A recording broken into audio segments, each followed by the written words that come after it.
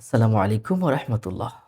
আজকের আলোচনায় আমরা জানব যাকাত নিয়ে সমস্ত প্রশ্নের উত্তর। পুরোটা সময় জুড়ে আপনাদের সাথে আছি মাওলানা কাজী আমিন আত-তাফিম। ইনশাআল্লাহ গুরুত্বপূর্ণ প্রশ্নের উত্তরগুলো আপনারা জানতে পারবেন। আসুন আমরা যাকাত নিয়ে শুরুতেই জেনে নেই যাকাত কী? যাকাত হলো ইসলামের ৫টি স্তম্ভের একটি গুরুত্বপূর্ণ স্তম্ভ। যাকাত যদি না দেয় তাহলে গুনাহগার হয়। নিসাব পরিমাণ সম্পদের মালিক মুসলমানের উপর প্রতি বছরে শতকরা ২.৫ টাকা হারে তাকে যাকাত গরিবদের মাঝে বন্টন করে দিতে হয়।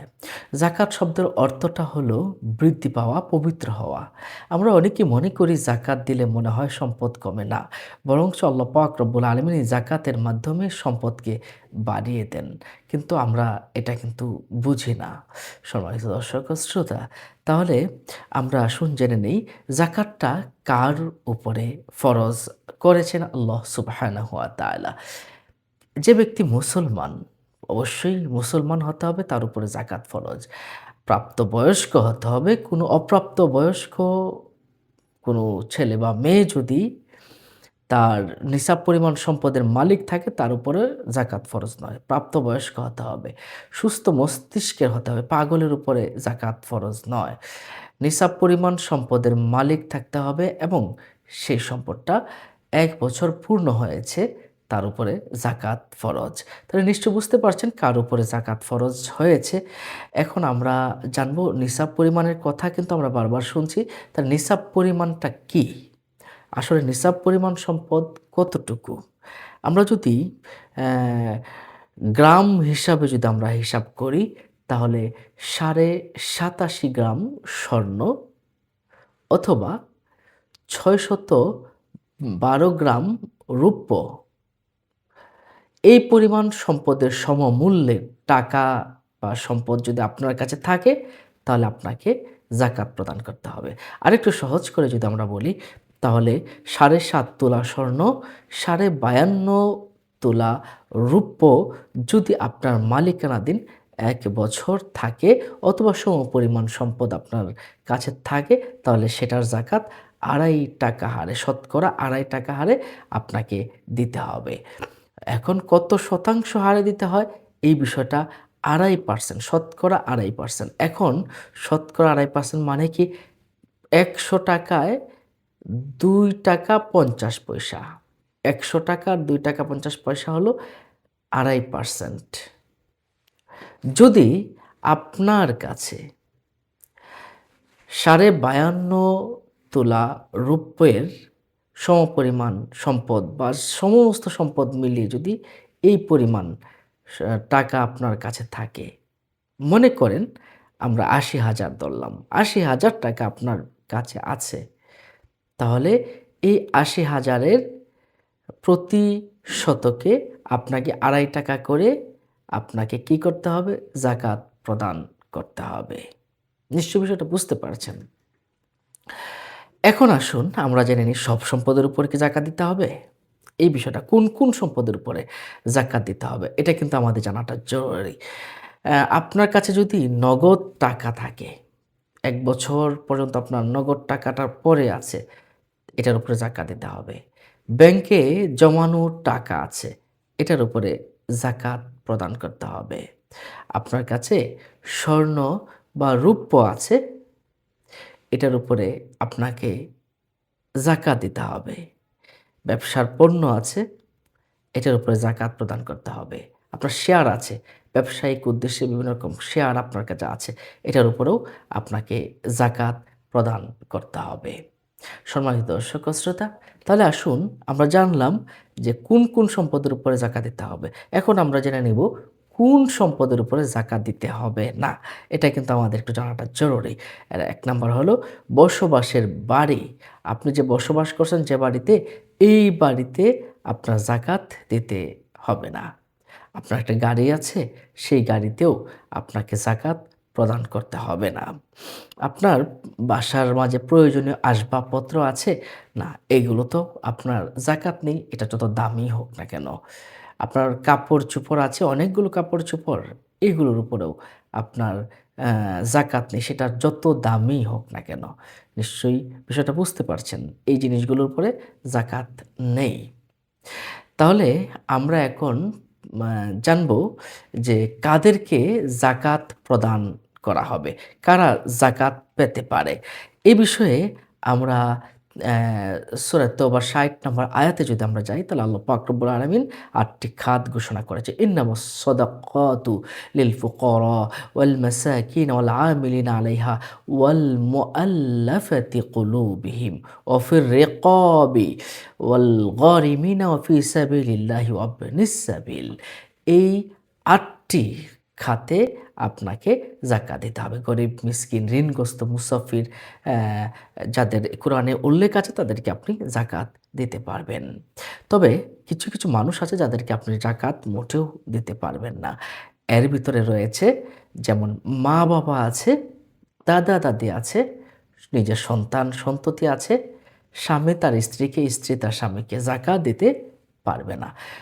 কোনো ধনী মানুষকে যাকাত দেওয়া যাবে না। নিশ্চয়ই বিষয়টা বুঝতে পারছেন। তাহলে আমরা এই জিনিসটা বুঝলাম, তাদেরকে যাকাত দেওয়া যাবে না। তবে আপনার নিকট আত্মীয়, মা-বাবা, দাদা-দাদি, সন্তান-সন্ততি ছাড়া, স্বামী স্ত্রী ছাড়া নিকট আত্মীয় যারা আছে তারা যদি যাকাত গ্রহণের অগ্রাধিকার হয়, তাহলে তাদেরকেও অগ্রাধিকার ভিত্তিতে তাদেরকে আগে যাকাত প্রদান করতে হবে।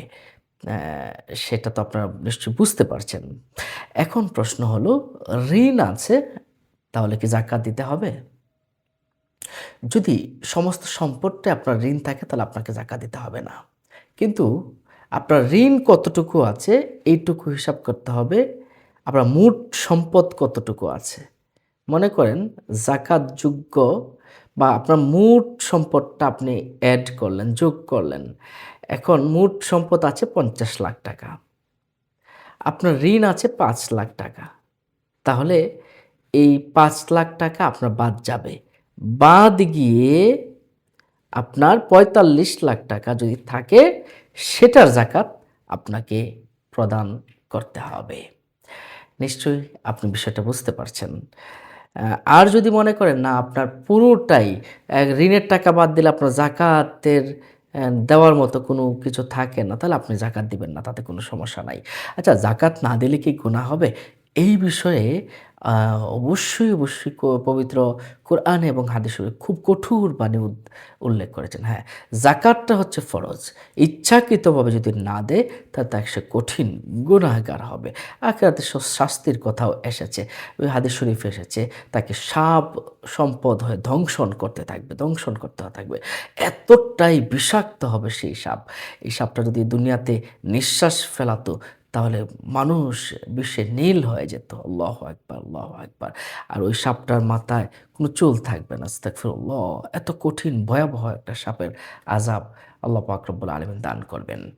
আরেকটা প্রশ্ন, যেটা হলো, রমজানে কি যাকাত দিতে হবে? না, আসলে যে রমজানে দিতে হবে বিষয়টা এমন নয়। আপনার যখন যাকাতের সময় হয়ে যাবে, ১ বছর পূর্ণ হয়ে যাবে, তখন আপনি যাকাত দিবেন। তবে রমজান মাসে যাকাত দেওয়াতে সওয়াব বেশি। আপনি যদি রমজানে বেশি যাকাত দেন, দান সদকা করেন, তাহলে তো অবশ্যই সওয়াব বেশি। ৭০ গুণ বেশি সওয়াব আপনার আমলনামায় দেওয়া হয়। সুতরাং রমজানকেও আপনি টার্গেট করেই আপনি যাকাত দিতে পারেন। আচ্ছা, যাকাত কি নগদ না দিয়ে কোনো জিনিস দিয়ে দেওয়া যাবে? নগদ টাকা না দিয়েও জিনিস দিয়ে দেওয়া যাবে কিনা? হ্যাঁ, আপনি দিতে পারবেন।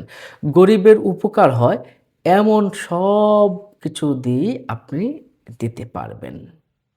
সম্মানিত দর্শক ও শ্রোতা, এরপরে আমরা যে বিষয়টা জেনেছি, সোনা, রূপা, আলাদা, আলাদা নিসাব নাকি সব মিলিয়ে একটা হিসাব হবে?